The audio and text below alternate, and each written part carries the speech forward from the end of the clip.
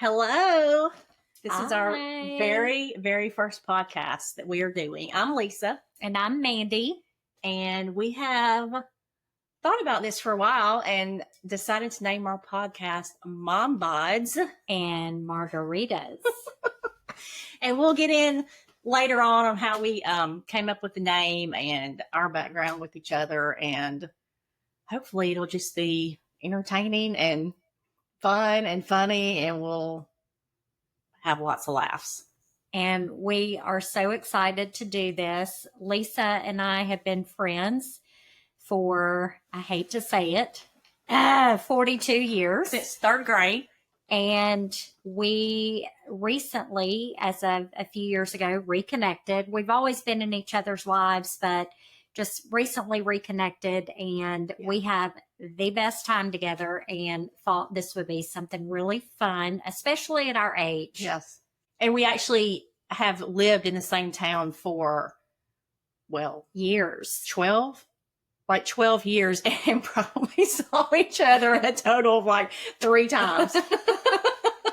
So we were a mile and a half away from each other. But we often laugh about, we were 8, 9 years old, and we were wearing leotards, leg warmers in the 80s, making up dance routines. And here we are sitting on her sofa talking about menopause. So we just thought it would be really fun, and especially to share with other women our age, talk about the different struggles that we go through. For sure. So to back up a little bit, we met in third grade, and it was cheering, right? Yeah. They're cheerleading. We were both cheering at the recreational park. Yeah. Down in our hometown, and became friends, and just kind of saw each other in elementary school. The next really thing that I remember, other than just spending the night with each other, was when we were on the same softball team. In 6th grade. I'd never played sports, and she taught me to. She said, "I'm playing softball. Why don't you come join my team?" Do you remember the name of the team? It was purple. It was a purple team. I cannot remember. The Purple Panthers. Okay. Do you remember how many games we won? Probably 0. 1. I will say that although I have played sports, I have been on different teams throughout. I was not good at softball, and that was also my first year, and I acted like I was Derek Jeter and tried to get her to join. And so we had a great time doing that. I actually remember being in class. I think we were out in the trailers. Mm-hmm. I think we had trailers at our middle school, and whatever class we were in together. I don't remember that, but it was that class that you asked me to play softball. So I went home and asked my parents, and I'm sure much to their surprise, and they were like, "Okay." So we tried our best, and to this day, my family still makes fun of me that year because of how I would stand on base and sticking my booty out. And it was just a very primpy stance. And I actually, apparently, I don't remember, got mad. I went home one day and got mad after a game because I said I did not like everyone staring at me. I will say that I thoroughly enjoyed people staring at me, apparently, because I was not good, as I said. And most of these girls that we played with were hardcore. Yes. They were really good, and they had been playing since they were 5. Here we are, 12, don't know what we're doing. I remember hitting the ball like a little dribble and was so excited that I hit the ball. I ran to first. They missed me. I ran to second. They also missed me. I ran to third. I got a triple. I will never forget that because they couldn't catch me out of my excitement. I was so excited. Oh my God. And I really hit it about 3 feet, but I thought Wild throws. Oh yeah. I thought that I was, Pete Rose. That's so funny. I don't remember that, but so yeah. And then after that, we hung out a good bit in middle school. A lot of us would go over to Mandy's house and have spend the night parties around the neighborhood. And then high school rolled around, and we weren't necessarily always in the same group of friends, but we were always still friends. Yeah. And then reconnected again after high school, on and off. Those are some stories, and I'm sure will come up in later episodes. It's not for today. It's not for the kiddies either. We're not going to start you off like that. But yeah, and then ended up living in the same hometown, never running into each other at the store, No. anything. But, anyway, occasionally we would see each other. So now here we are with older kids and getting to spend more time together. So Yeah, and I think most recently we reconnected over our 30-year high school reunion. Yes. I was planning it and asked Lisa to meet me for dinner for us to talk about it, and we just got back together like old times. And I've been so thankful for your friendship and your relationship with me over the years, and same. putting up with my crazy. Lisa and I are very different, and we're very much alike. Exactly. In a lot of ways. Yeah. But you are right. We have consistently been in each other's lives since the reunion, probably. Yeah. And that was 2 years ago, I Yeah. believe. So, so that's a little bit of our background, which kind of leads into why we're doing this podcast, which Mandy touched on a little bit. Why not? Yeah. I mean, we get together for dinner or, mainly for dinner, but whether we're over at each other's houses or not. And so we can sit, we're usually at dinner for 2.5 hours. Yeah. Drinking margaritas and laughing and just telling stories and catching up. So we thought, why not try a podcast and just see how it goes? So yeah. here And we are. I think there's so many women that are our age that have similar experiences. They're friends with people for years and years. They never run out of things to talk about. Yeah. Life changes happen. I know I've been through recent life changes. And so, you have your friends to lean on, you get advice from them. And it's just a strange time to look back and think, wow, we've been friends for 42 years. Yeah. And so what we talked about years and we're ago. only 40 years old. I know. How can that be? I'm only 30. But how our conversations have changed over the time. I have really laughed recently about, we used to talk about cute boys or whoever we had a crush on, and now we're talking about what kind of grass do you have in the backyard, and your grass looks good. And I've got these pests in my yard. And so it's really fun to see how our conversations have changed. Yes. Lisa bought me some beautiful patio cushions that I love so much for my housewarming present when I moved a couple of months ago. So, and then we had, I guess it was at dinner, and we were talking about starting this podcast and how to name it. So for whatever reason, I definitely wanted to incorporate margaritas because that's kind of our staple thing together, or has been of late. And, but I kind of wanted it to be a little catchy, midlife, menopause, something geared in that direction. And then I thought mom bods, because, there's always so many jokes about dad bods, and it's not fair. I mean, we need the attention too. So, I mean, look, we're not struggling, but mom bods seem fitting. Yeah. A little bit, I mean, we're 50. Yeah. Let's be real. We've got a little extra fluff in places. Right. And, I mean, I think we both have taken care of ourselves fairly well. And I think you're beautiful. I just think, 50 is what it is. We're being realistic anymore. It's reality. Yeah. So mom bods and margaritas it is. Yeah, absolutely. So I think we'll probably try 10 episodes. Yes, we're going to commit to 10 episodes. So we're really nervous about that.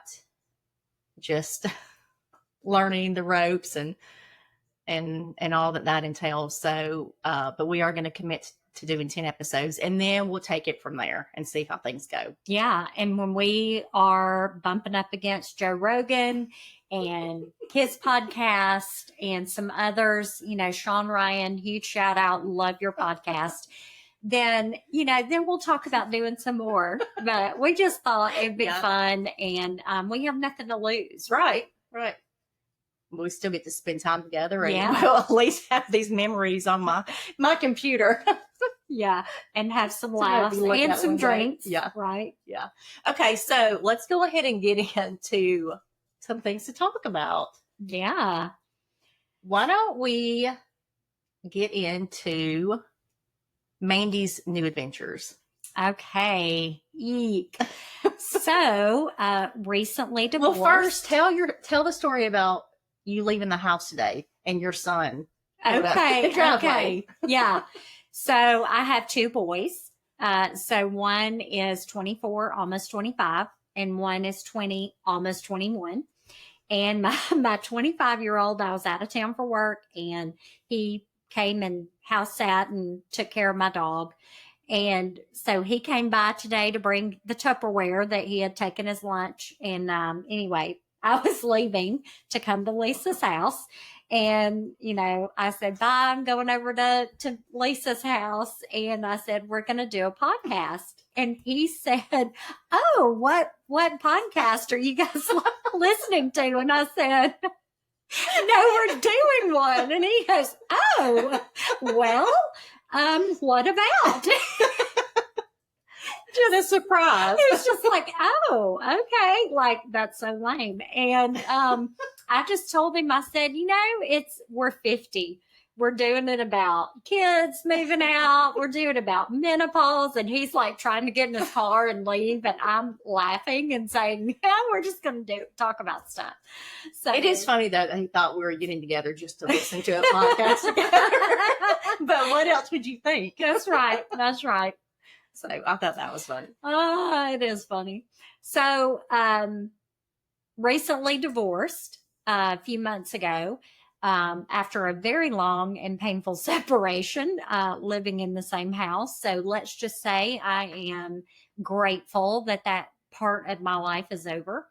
But recently started dating, and holy moly. So I'm sure if there are any ladies out there between, 40 and 55, you would think that men would be a little more mature.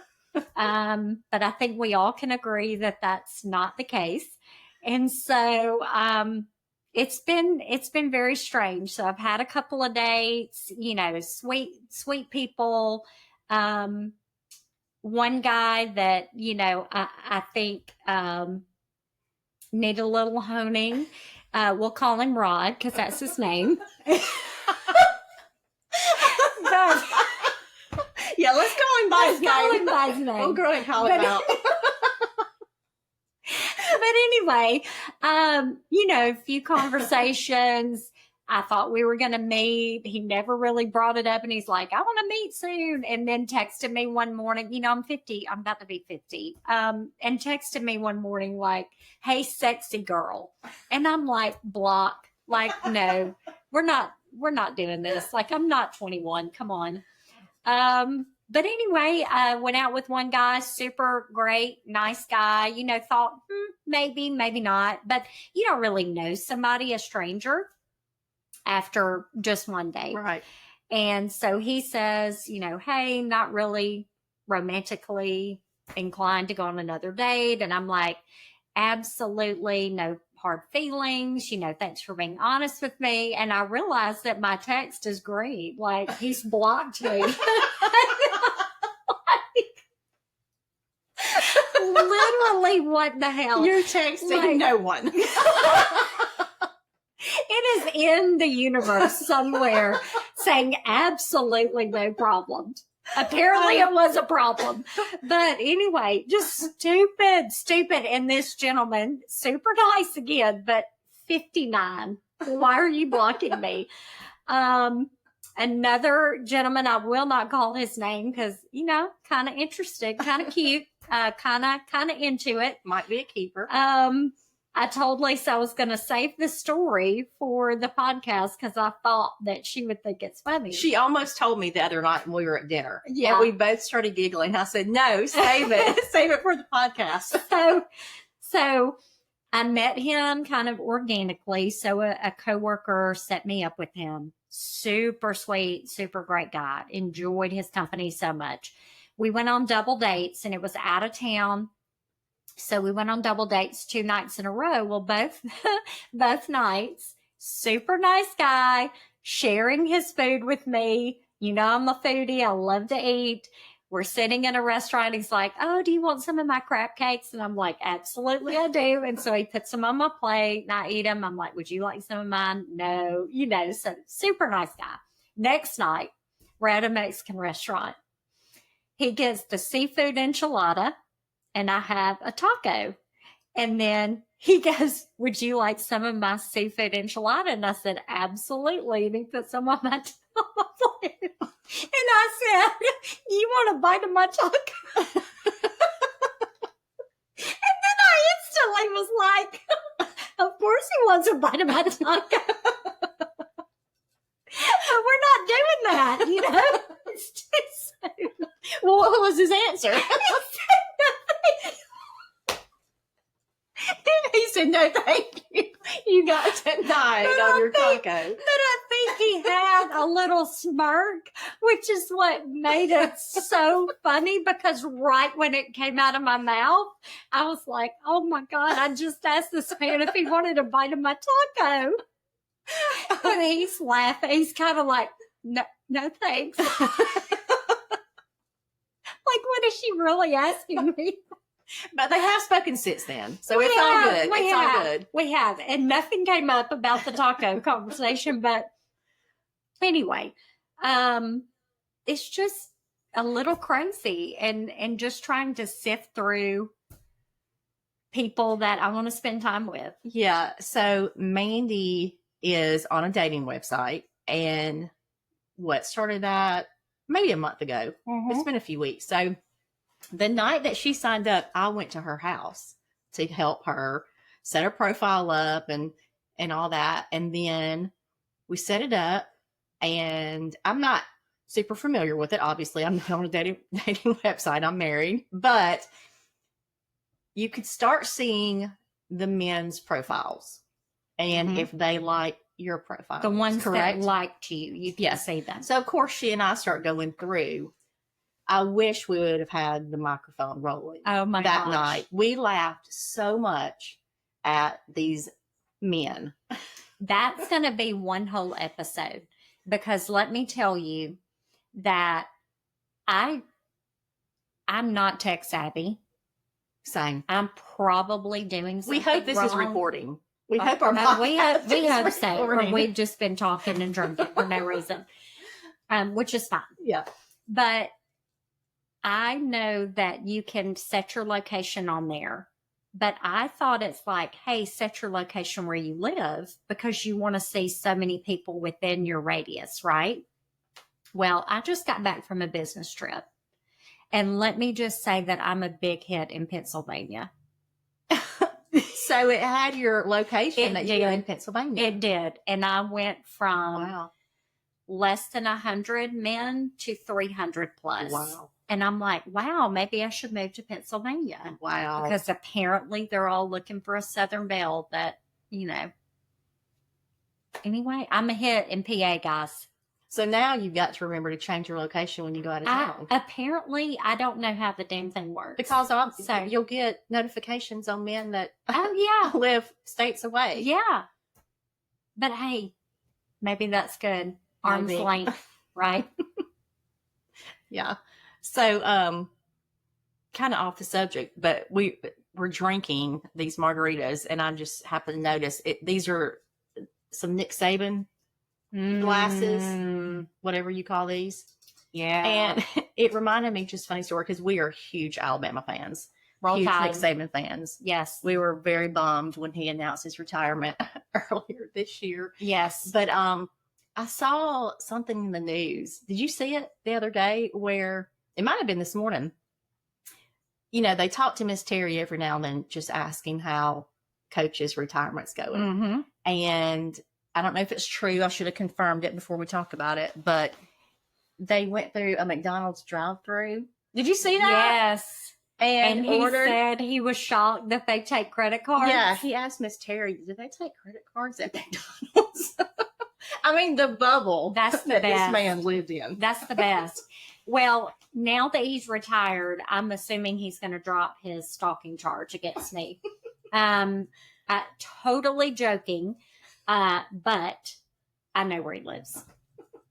Well, I Obsessed. want to know what Miss Terry's response to him was. I know. She was probably like, "Give me the damn card. Like, stop it." Yeah. So that Because I guarantee you, serious talk, I guarantee you he has done zero but eat, sleep, and breathe football. Yeah. For years. Yeah. That's all he's done. Well, obviously never sent text messages because he recently sent his own text message. I think that was out a couple of months ago. So to be having the life of Nick Saban.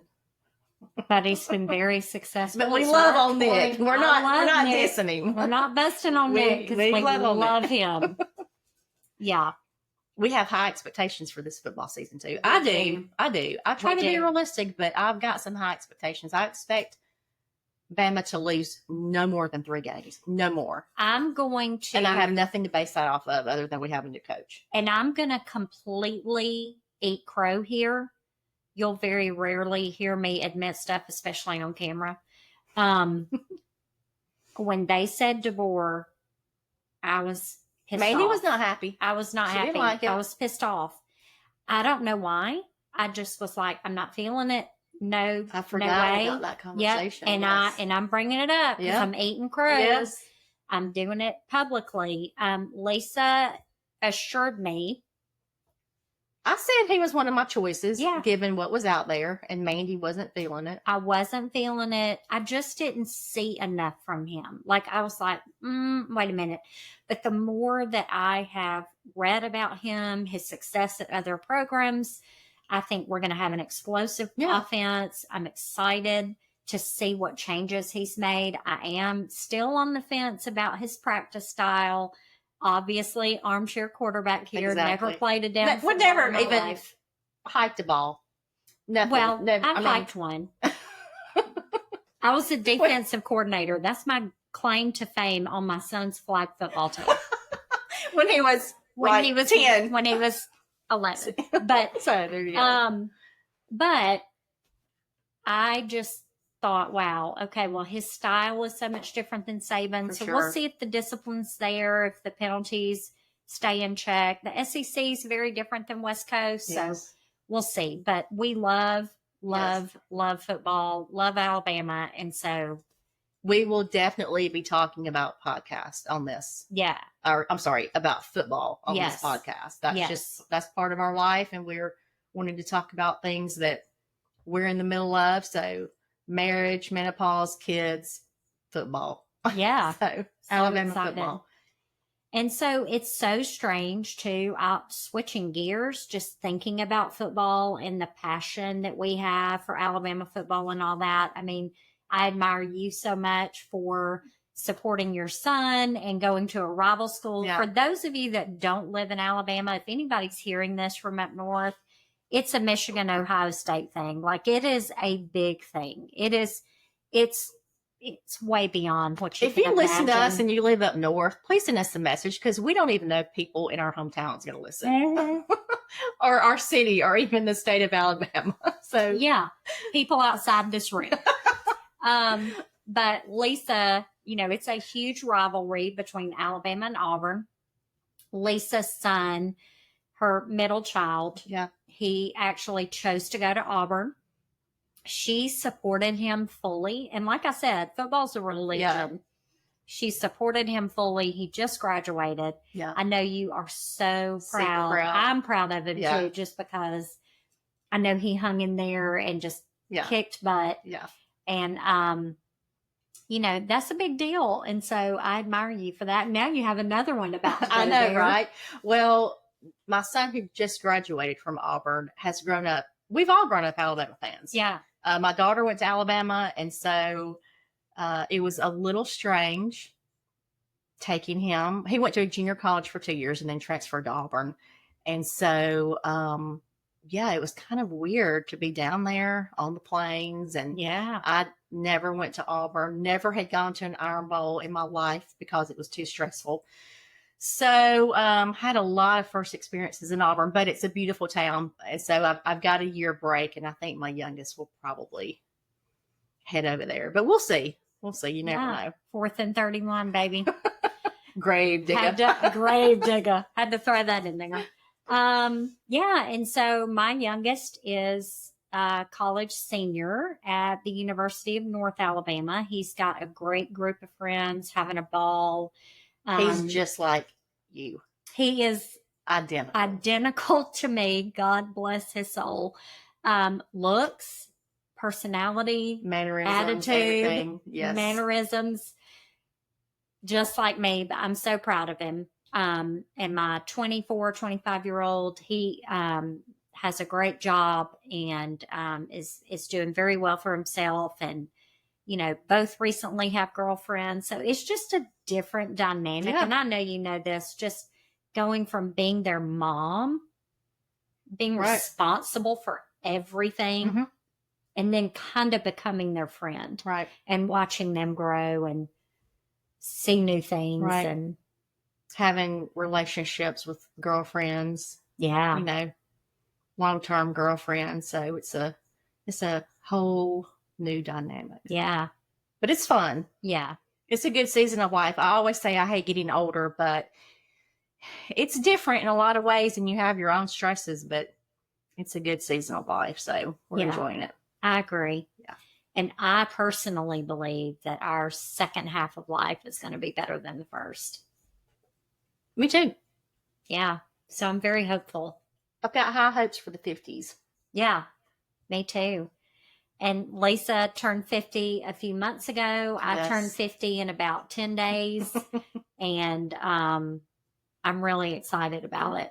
And it's, and there's health scares too. I have another friend that's got a heart issue. She's going to have her second open heart surgery within 2 years. It's a frightening time to start looking at yourself as someone that's aging and has health problems or issues that you need to address. Yeah.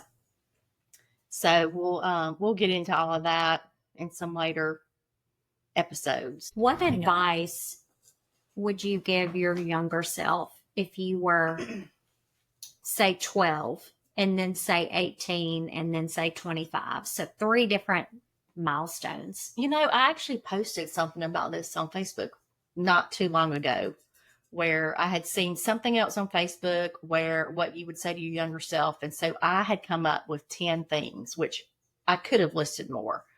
But probably when I was 12, like early teens, it would be to not care so much about what other people think, to not be so insecure, which is something I've struggled with my entire life. But probably back then it would be not to be so insecure, to have more confidence in yourself. Whatever it is that you wanted to do, just try it. Just like this. Yeah. I'm really afraid that this podcast is just going to bust, and I'm going to go back and edit this and it'd be awful. So and that's okay. Yeah. But you got to try, because you never know. So I would say not to be so insecure and to not care what other people think. And then you said around 20, 18. Yeah. Same things. And to give myself more grace. I would say give yourself more grace. You will make a ton of mistakes. You don't know everything. Yeah. Despite what you think. You think you're grown, but you will make a lot of mistakes, and just recognize those mistakes for what they are and move on. Don't make them again. Yeah. Because I sure did. Yeah. I sure kept making them. Yeah. Same. I think one thing that has probably been my greatest regret, was just not focusing as hard as I needed to on schoolwork, making sure I made great grades. I always made good grades. And then around 12, I think I had maybe a little bit of a crisis because of things at home. My parents had divorced when I was around 8 or 9. And I think I was kind of turning into that young adolescent and acting out. That is one of my greatest regrets, because I feel like I had the ability to do it and I just didn't do it. So much potential. And I also think that, as I got older, so I was 34 when I was diagnosed with ADHD. Oh, wow. And the psychiatrist said, "You're probably the worst adult case I've ever sseen." And I was like, wow, winning, I'm winning. I'm number one at something. But he thought, he was like, wow, you must be bright to be able to have masked it this long and come as far as you have with your career and, all those things, and not let it hold you back. Mm-hmm. And I just feel like if I had applied myself and maybe gotten that diagnosis when I was younger, right, I would have been able to do a lot more. Sure. And I'm not medicated. I took medication for a while. It wasn't for me. It made me very sleepy. If you don't have it and you take an Adderall, you're up for 2 days. For me, it made me sleepy. I just didn't care for it. But I feel like I've learned to cope with it. Yeah. And learn to help myself focus in certain ways. But it just, I think it would have changed a lot of things. For sure. For sure. Yeah. And I think it's so important now, obviously looking back, hindsight is 2020, but learning how to deal with conflict at such a young age and forming those habits would make it so much manageable. Yeah. Into adulthood. You will still have conflict and go through ups and downs and have hard times. Yes. But if you've, maintained this habit of healthy healing or, not going out and partying or whatever, the things that people do.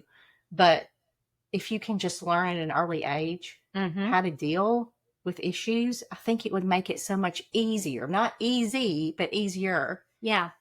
When we're adults. And your environment has so much to do with it. But I think not only conflict, but healthy communication. Like for me, I think I was very hard on myself, and I was always trying to be the peacemaker between my mom, my dad, whatever was going on. Right.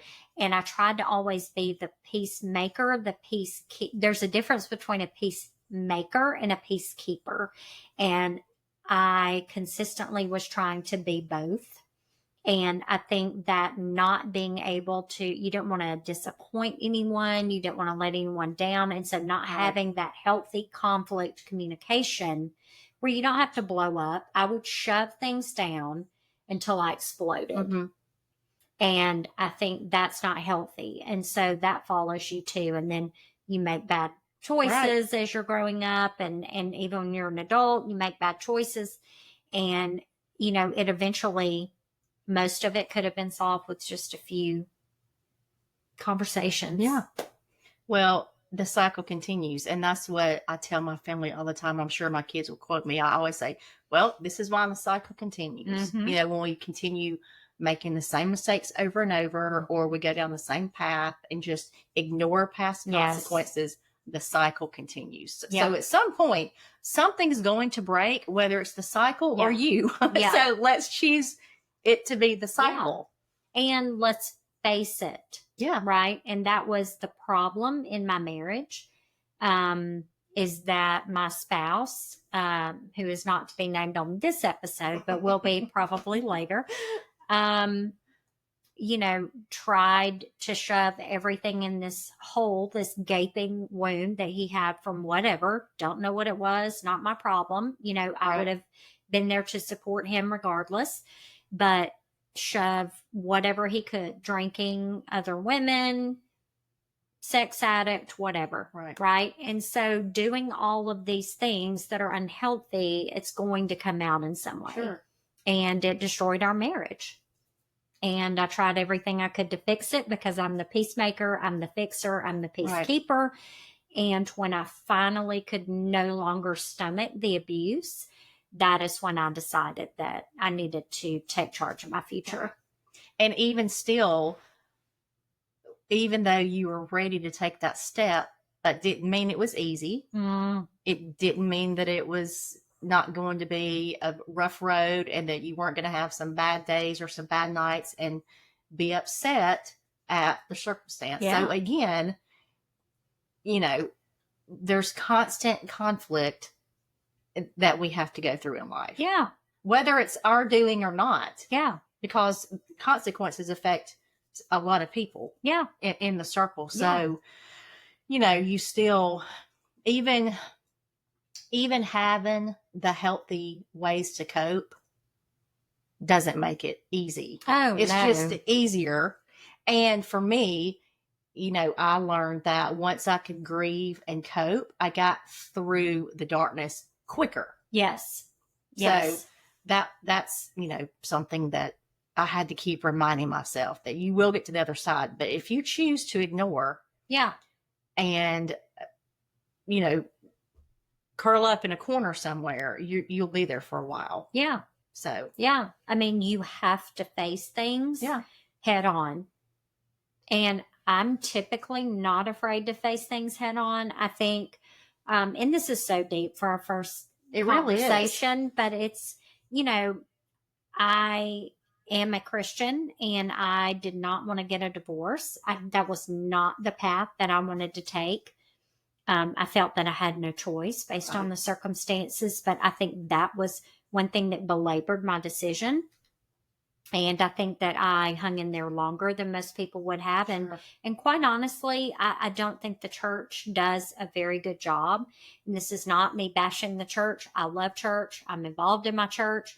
But I think that people have to be able to speak life into those situations where I don't believe divorce is the first option. I don't believe divorce is always the best option. I did not want a divorce, but I also believe that the church does not do a good enough job at saying, divorce is really not your first option, but if they are unwilling to change, they are unwilling to face reality, they are unwilling to take accountability, stop having affairs, stop doing drugs, stop getting drunk every night, whatever that is, soliciting God knows who for what, then at that point, you are free and clear to do what you need to do because it is straight up abuse. Sure. And I think I struggled a very long time. And that to me is spiritual abuse when people try to make you stay in a situation that is very clearly abusive. Right. And so that was difficult. And I think that's having an effect on my dating as well. Of course. Yeah. Well, it's hard to trust again. Yeah. With any relationship. And that has always been an issue for me is trust. Sure. And I've not always been perfect in relationships. So, it goes both ways. So we're really not here to bash me. That's not it. But just in general, and for me personally, being able to trust my partner is number one. Yes. It is it will drive me insane if I cannot trust what my partner tells me, whether it's loading the dishwasher or where you were the night before. Right. That just don't lie to me about whatever. Well, it will probably be good. Yeah. Women's greatest need is security. Exactly. And that doesn't always mean money. Right. That means feeling protected, safe. Yes. And when you don't have that, you're pretty much dead in the water. Right. Because if I ask you what did you have for lunch and you tell me pizza and you really had hot dogs and I'm doing your laundry and I pull out a receipt and I see you had 2 hot dogs for lunch, it's not about the hot dogs. No.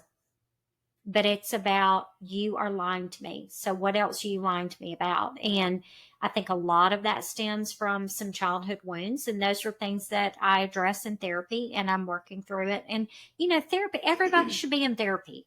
I have always kind of bashed it like, what? Who's that? People are crazy. Why are they going to the therapist? I've been going for the last few months. I want to make sure that I'm making healthy choices moving forward. Mm-hmm.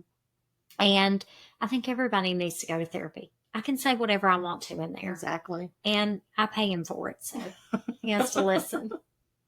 Well, you really do seem much happier. Mm-hmm. It was a bumpy road there for almost a year. It was rough. But and it was hard as your friend to watch a lot. Yeah. And find the balance between letting you know my thoughts and backing off. Yeah. And we've known each other long enough to where, I think we can do that. But still, when you're in that situation, it tends to get a little sensitive and touchy. And so you have to be careful with that. But I really am proud of where you are now. There's a lot that you've accomplished in the past few months in so many ways. So thank you. I can't wait to see this time next year how much has changed. I know. I can't wait for our podcast to be number 1 on Spotify. Well, we'll see. Got to get the listeners. Yeah, that's right. Well, I think I'm so proud of you too. Well, I think that's something that we need to say to each other as friends. We've been friends a long time. It's hard for me to take that in, like when people say that to me, because I think, well, why? Because you're awesome. I am awesome. You are awesome. But that'll have to be another podcast where we talk about maybe learning how to accept compliments more often. And, positive thoughts. And, things like Isn't that funny? From other people. It is. It's funny how neither one of us can do it. You can say you look pretty, and I'll go, "Oh, really? I look fat." I've had people tell me in my life on more than one occasion, you need to learn how to take a compliment. And certain things stay in your mind over the years, no matter how random they are. Yeah. And that's one of the random things that I have never forgotten. And I even remember one of the people who said it to me, and I won't mention who it is, but you need to learn, Lisa, you need to learn how to take a compliment. And I've been told, Lisa, you really should smile more often.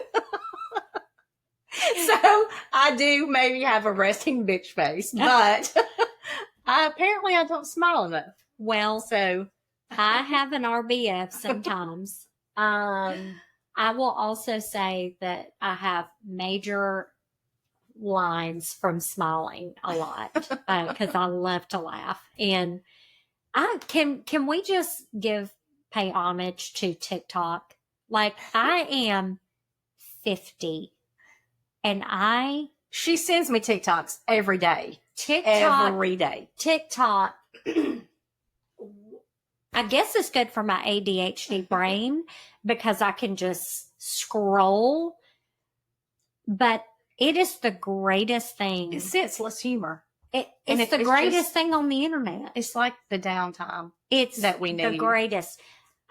I can even have music playing while I'm working, or I can have TikTok going in the background while I'm working. Like, it's out of control, but I love it so much. Well, I'm not so much a TikToker. I'm Instagram. And Mandy's not really. So she's always sending me the TikToks, and I'm sending her the Instagrams. Yes. But it's always so funny and hilarious. But most of the times they're like the same stuff that people are posting on both, but we will die laughing. Like, I will be screaming laughing by myself. And one of my favorite things is like getting in my bed at night and scrolling on TikTok till I'm sleeping. Well, it may have been 2 weekends ago. My phone went off early, and I could tell by the sound of it. It was a text message. It was like 6:30.